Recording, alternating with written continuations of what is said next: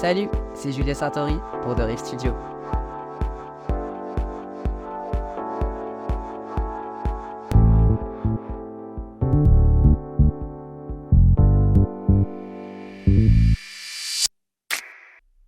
Alors, le samouraï, c'est un projet qui date d'il y a super longtemps. Je l'ai commencé il y a 5 ans. Je l'ai perdu, je l'ai recommencé parce que c'est quelque chose qui me tenait vraiment à cœur.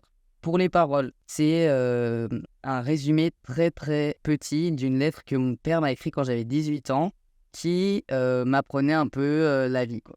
Les épreuves que j'allais devoir combattre, les choses que je devais faire. Et c'est une lettre qui est très bien écrite et très motivante. Tout ne peut pas être changé. Il te faudra de la sagesse pour distinguer ce qui peut l'être. Pour la mélodie, je voulais vraiment quelque chose qui se répète comme un cercle vicieux, quelque chose qui continue à recommencer, qui résonne dans la tête, mais qui s'amplifie comme un peu le sentiment d'adrénaline qu'on peut ressentir quand on part à la guerre, quand il y a une épreuve qui nous arrive dans la vie. Et c'est vraiment ce que j'ai voulu illustrer parce que c'est un moment que j'ai traversé, j'ai eu cette épreuve dans ma vie où j'ai dû vraiment me battre contre moi-même et avoir la motivation de me bouger, quoi, de me bouger, d'avancer et de rentrer dans la guerre du samouraï. Alors, Lanzarote, c'est vraiment une île que j'ai trouvée complètement mystique. J'avais besoin pour imager le samouraï d'un endroit qui était neutre dans sa temporalité. Je voulais vraiment que ça puisse être autant au XXIe siècle qu'il y a 500 ans, qu'il y a 2000 ans. Donc, vraiment, Lanzarote a correspondu à toutes mes attentes dans le sens où c'est vraiment un désert, mais pas comme les dunes du Sahara. C'est un désert que je trouve quand même vivant, avec beaucoup de choses différentes, des plans noirs, des plans un peu rouges. On a l'impression d'être sur Mars, sur la Lune. C'est vraiment quelque chose que j'adorais. Les volcans, ça a vraiment joué dans mon choix parce que c'est quelque chose qui, dans la symbolique et le caractère volcanique, c'est quelque chose que je voulais faire transmettre dans le samouraï. On peut voir que le personnage évolue, change, devient plus ou moins une sorcière à la fin.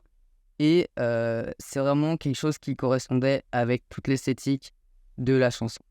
Alors, le tournage et le process, c'est vraiment cool. Disons que j'ai fait ça avec mes potes, sans vraiment de budget. On pourrait croire que si, mais non. J'ai des amis qui sont très forts en vidéo. Et une amie qui est fashion designer, donc qui m'a fait absolument toutes les tenues. Pour les vidéos, j'ai travaillé avec Monorama Studio, mais ce sont des amis à moi. Donc j'ai vraiment pu échanger, ils connaissent vraiment ma vision par cœur. Et ça a été vraiment très sympa ce tournage, on a rigolé. On a eu beaucoup d'échanges, beaucoup de partages, c'était trop cool. Alors les outfits, je voulais quelque chose qui représente vraiment le samouraï sans m'approprier une culture qui n'est pas la mienne et que je ne connais pas assez. C'était vraiment dans l'idée mystique du samouraï qui est, je trouve, dans notre culture actuelle, vraiment le plus grand des guerriers, le plus sage, l'image la plus belle de ce que peut être un guerrier.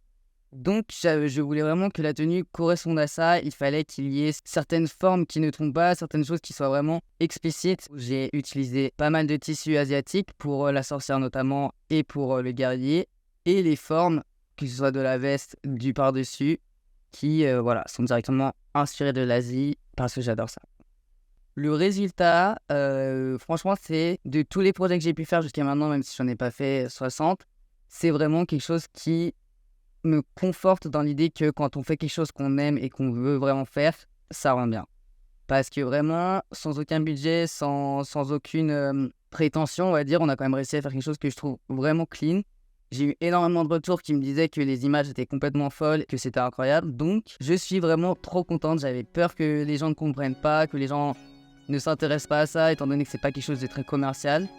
Mais le rendu est bien au-dessus de toutes mes espérances.